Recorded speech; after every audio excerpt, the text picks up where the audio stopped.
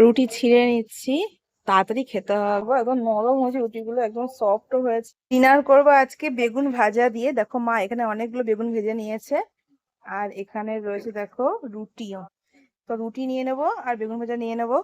দুটোর বেশি তো রুটি খেতে পারি না, তাই দুটো রুটি নেবো। একদম নরম হয়েছে রুটিগুলো, একদম সফট হয়েছে। আর এখান থেকে বেগুন ভাজা নেবো, দেখো বেগুন ভাজা রয়েছে। ইয়ামি ইয়ামি বেগুন ভাজা, আমার খুব ভালো লাগে বেগুন ভাজাতে রুটি খেতে। নিয়ে নিলাম। আর একটা নেবো ভাবছি, ছোট দেখে নিই। ছোট নেই, সবই বড়। তো এই হচ্ছে আমার আজকে রাতের ডিনার, চলো শুরু করি।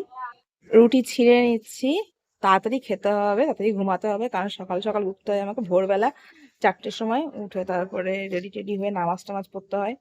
তো রুটি নিয়ে নিই, চলো টেস্ট করি। খুব খিদে পেয়েছে, চলো টেস্ট করে নিই। হুম।